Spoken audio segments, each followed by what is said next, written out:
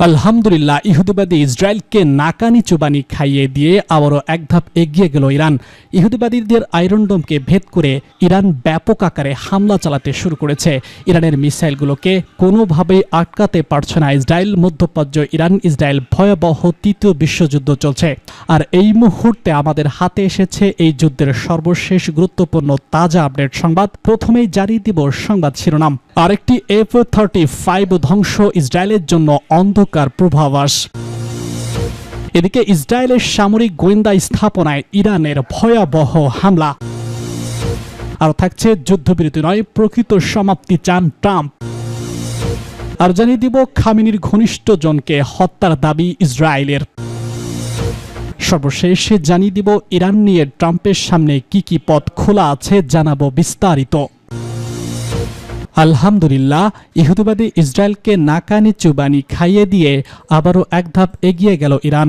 ইহুদিবাদীদের iron ডোমকে ভেদ করে Iran ব্যাপক আকারে হামলা চালাতে শুরু করেছে। ইরানের মিসাইলগুলোকে কোনোভাবেই ঠেকাতে পারছে না ইসরায়েল। মধ্যপ্রাচ্যে ইসরায়েল ভয়াবহ তৃতীয় বিশ্বযুদ্ধ চলছে। আর এই মুহূর্তে আমাদের হাতে এসেছে এই যুদ্ধের সবথেকে গুরুত্বপূর্ণ তাজা আপডেট সংবাদ। প্রথমেই জানিয়ে দিব সংবাদ শিরোনাম। ইসরায়েলের আয়রন ডোমকে ভেদ করে আরেকটি F-35 ধ্বংস ইসরায়েলের জন্য অন্ধকার পূর্বাভাস। ইরানের বিমান প্রতিরক্ষা বাহিনী আবারও তাদের সক্ষমতার এক প্রমাণ দিল।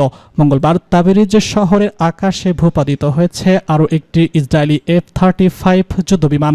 বিশ্বের অত্যাধুনিক এবং লেটেস্ট প্রযুক্তি উন্নয়ন এবং যুদ্ধবিমানকে গর্ব করে দৃশ্য আঘাত করে থাকে যুক্তরাষ্ট্র এবং ইসরায়েল। এটি ছিল ইরানের হাতে ধ্বংস হওয়া চতুর্থ F-35, যা এক নতুন সামরিক বাস্তবতার দিকে ইঙ্গিত দিচ্ছে। তাবিজে F-35 ভূপাতিত হওয়ার অর্থ হচ্ছে ইরান শুধু কৌশলগতভাবেই নয়, প্রযুক্তিগতভাবেও যুক্তরাষ্ট্র তার মিত্রদের বিরুদ্ধে একাই স্তরে প্রতিযোগিতা করছে। রাশিয়ান S-300 ও দেশীয়ভাবে উন্নত ব্রাদ 376 সিস্টেমের পাশাপাশি খোরামশাহ ও সায়েদ আল খোরাদ রাডার সিস্টেম ইরানকে এমন এক প্রতিরক্ষা ব্যুরো দিয়েছে যা ইসরায়েল এবং যুক্তরাষ্ট্রের নো ফ্লাইট ভাবমূর্তিকে চ্যালেঞ্জ জানাচ্ছে। যুদ্ধবাজ ইসরায়েল দীর্ঘদিন ধরে F-35কে মধ্যপ্রাচ্য তাদের ফাইটার জেট শক্তির কেন্দ্রবিন্দু হিসেবে পরিণত করেছে। এই যুদ্ধবিমানগুলো মূলত মার্কিন প্রযুক্তির নির্বাস, যার মূল ইউনিট প্রতি 80 থেকে 100 বিলিয়ন ডলার। এমনই শক্তিশালী থার্ড জেট ভূপাতিত হওয়া মানেই শুধু অর্থনৈতিক ক্ষতি নয়, কৌশলগত একটিও বার্তাও। ইরানের তরফ থেকে এমন সুনির্দিষ্টভাবে F-35 টার্গেট করা একটি সামরিক আত্মবিশ্বাসেরও পরিচয়, যা আগে এতটা স্পষ্ট ছিল না। এটি এক ঘোষিত বার্তা, ইরান যদি চায় ইসরায়েলের আকাশেও নিরাপদ নয়। এদিকে এখনও পর্যন্ত এই চতুর্থ F-35 ধ্বংসের বিষয়ে যুক্তরাষ্ট্র বা ইসরায়েলের পক্ষ থেকে আনুষ্ঠানিক কোনো প্রতিক্রিয়া আসেনি। তবে অতীত অভিজ্ঞতায় দেখা গেছে এই ধরনের ঘটনাগুলোকে প্রথমে অস্বীকার, পরে ধীরে ধীরে গোয়েন্দা তথ্য ভুল বা দুর্ঘটনা বলে ব্যাখ্যা দেওয়া হয়। তবে বাস্তবতা হচ্ছে যুদ্ধক্ষেত্রে ইরান এখন শুধু প্রতিরক্ষা নয়, আক্রমণ প্রতিরোধের ভারসাম্য রক্ষা করতে পারছে। আর অর্থ দ্বারায় মধ্যপ্রাচ্যে নতুন এক সামরিক ভারসাম্য গড়ে উঠেছে, যার নিয়ন্ত্রণ কেবল ওয়াশিংটন বা তেল আবিবের হাতে থাকবে না। এই যুদ্ধবিমান ভূপাতিত হওয়ার ঘটনাটি ইরানের সামরিক একটি সফলতা নয়, এটি এক কূটনৈতিক প্রতিচ্ছবিতাও বটে। এটি বোঝায় যে মধ্যপ্রাচ্যের আকাশে ইরানের নিয়ন্ত্রণ যতটা বাস্তব ততটাই ভীতি। আর ইসরায়েলের জন্য এটি ভবিষ্যতের এক অন্ধকার পূর্বাভাস। ইসরায়েলের সামরিক গোয়েন্দা স্থাপনায় ইরানের হামলা। ইসরায়েলি প্রতিরক্ষা বাহিনী IDF গোয়েন্দা শাখা স্থাপনায় হামলা চালিয়েছে বলে দাবি করেছে ইরানের ইসলামী বিপ্লবী গার্ড বাহিনী IRGC। দেশটির তাসনিম নিউজ এজেন্সি প্রকাশিত এক বিবৃতিতে বলা হয়, IRGC দাবি করেছে যে তাদের নিক্ষেপ করা ক্ষেপণাস্ত্র ইসরায়েলের একটি সামরিক গোয়েন্দা কেন্দ্র এবং মোসাদের একটি অপারেশন পরিকল্পনা কেন্দ্রে সুনির্দিষ্টভাবে আঘাত এনেছে। এর আগে ইসরায়েলি প্রতিবেদনে বলা হয়েছিল যে মধ্য উপকূলীয় শহর বিজনিতে একটি ক্ষেপণাস্ত্র আঘাত এনেছে একটি সংবেদনশীল স্থানে, যা প্রায়শই কোনো সামরিক বা কৌশলগত লক্ষ্যবস্তুতে নির্দেশ করে। কাতার ভিত্তিক গণমাধ্যম আল জাজিরা জানিয়েছে, আপাতত হেডনিজে গণমাধ্যমকে প্রকাশ করতে দিচ্ছে না ইসরায়েলি কর্তৃপক্ষ, যার কারণে ইসরায়েলের ঠিক কোন গোয়েন্দা সংস্থা ইসরায়েল হামলা লক্ষ্যবস্তু ছিল বা কি পরিমাণ ক্ষয়ক্ষতি হয়েছে সে বিষয়ে বিস্তারিত জানা যায়নি। তবে সমর্থিত সূত্রের তথ্য অনুযায়ী ইসরায়েলের এজেন্সি কমপ্লেক্সের আশেপাশে আঘাত এনেছে ইসরায়েলের ব্যালিস্টিক ক্ষেপণাস্ত্র, যেখানে মোসাদের কুখ্যাত ৮২০০ ইউনিট, বাহাত ১৫ এজেন্সি স্কুল, বেশ কয়েকটি সামরিক কলেজ অবস্থিত। যুদ্ধবিরতি নয়, প্রকৃত সমাপ্তি চান ট্রাম্প। ইরান ও ইসরায়েলের মধ্যে চলমান সংঘাত নিয়ে মন্তব্য করেছেন মার্কিন প্রেসিডেন্ট ডোনাল্ড ট্রাম্প। তিনি বলেছেন তিনি এই সংঘাতের একটি প্রকৃত সমাপ্তি চান না, কেবল যুদ্ধবিরতি নয়, যুদ্ধের মাধ্যমেই সমাপ্তি চায়। মঙ্গলবার আল জাজিরা এক প্রতিবেদনে সব তথ্য জানানো হয়েছে। এয়ারফোর্স ওয়ান সাংবাদিকদের সঙ্গে আলাপকালে তিনি সব কথা বলেন। ইরানের পক্ষ থেকে মার্কিন স্বার্থের উপর সম্ভাব্য হামলার বিষয়ে প্রেসিডেন্ট ট্রাম্প কঠোর হুঁশিয়ারি উচ্চারণ করে বলেছেন, যদি তারা আমাদের লোকজনের উপর কিছু করে আমরা এর কঠোরভাবে জবাব দেব। তিনি আরও যোগ করেন, যখন সব বাধা উঠে যাবে আমার মনে হয় তারা জানে আমাদের সেনাদের স্পর্শ করা উচিত নয়। ইরান এবং ইসরায়েলের মধ্যে যুদ্ধবিরতির বিষয়ে প্রশ্ন করা হলে ট্রাম্প বলেছেন, আমি যুদ্ধবিরতি চাই না, আমি চাই একেবারে শেষ, সম্পূর্ণরূপে হাল ছেড়ে দেওয়া উচিত। ঠিক আছে।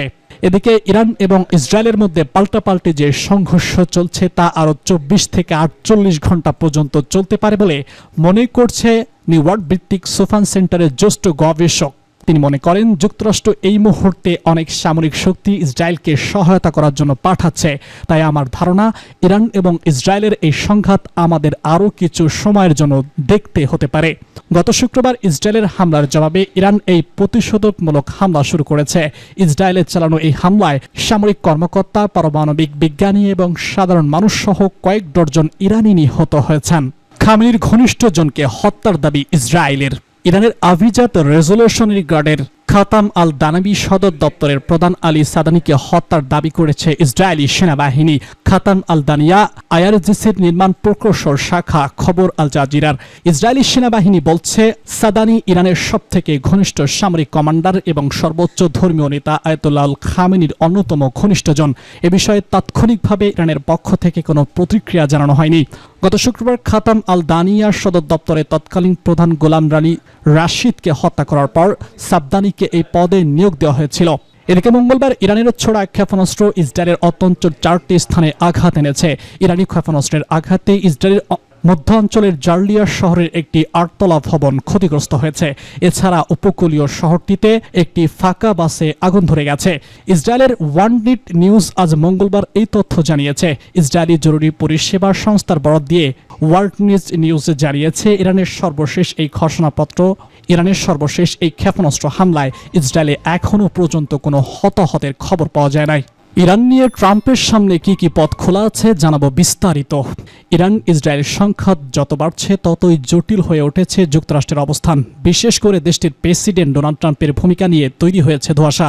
কখনো তিনি ইসরায়েলি হামলার পক্ষে জোরালো অবস্থান নিয়েছেন, আবার কখনো নিজেকে সেই অবস্থান থেকে খানিকটা সরিয়ে নিয়েছেন।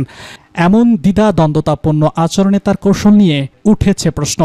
সম্প্রতি ইসরায়েল তেহরানে ক্ষেপণাস্ত্র হামলা চালানোর পর ট্রাম্প হুঁশিয়ারি দেন ইরানের বিরুদ্ধে আরও ভয়ঙ্কর হামলা আসতে পারে, যার পিছনে থাকবে যুক্তরাষ্ট্রের সমর্থন। তিনি স্পষ্ট করে বলেছেন ইরান কোনোভাবেই পারমাণবিক অস্ত্রের অধিকারী হতে পারবে না।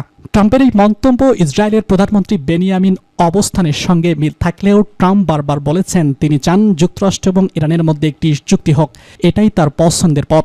তবে চুক্তির পথে যেতে গিয়ে তিনি কখনো কূটনীতিক উদ্যোগের কথা বলছেন, কখনো আবার শক্তি প্রয়োগের হুমকি দিচ্ছেন। তার এই অবস্থানকে অনেক সমর্থক ডান অফ থিওর বা পাগল তত্ত্ব বলে আখ্যা দিয়েছেন। ট্রাম্প প্রত্যাশিত ও অনিশ্চিত আচরণ করছেন। তিনি সিদ্ধান্ত নিতে পারছেন না কোন পথে এগোবেন। তবে গণমাধ্যম বিবিসি এক বিশ্লেষণে বলা হয়েছে ট্রাম্পের সামনে আসলে এখনও 3টি পথ খোলা রয়েছে। নেতানিয়াহুর চাপ মেনে আঘাত বাড়ানো, সীমিত সহযোগিতা এবং মধ্যস্থতা, ঘরোয়া রাজনৈতিক চাপ এবং পিছু হটা। গত বৃহস্পতিবার ইসরায়েল তেহরানে ক্ষেপণাস্ত্র ছুড়ল। ট্রাম্প সতর্ক করেন এর চেয়েও শক্তিশালী হামলা হতে পারে এবং সেখানে যুক্তরাষ্ট্রের অস্ত্রই ব্যবহৃত হবে। ইসরায়েলি প্রধানমন্ত্রী বেনিয়ামিন নেতানিয়াহুর সুরে সুর মিলিয়ে তিনি স্পষ্ট জানিয়ে দেন ইরানকে কোনোভাবেই পারমাণবিক সক্ষমতা অর্জন করতে দেওয়া হবে না।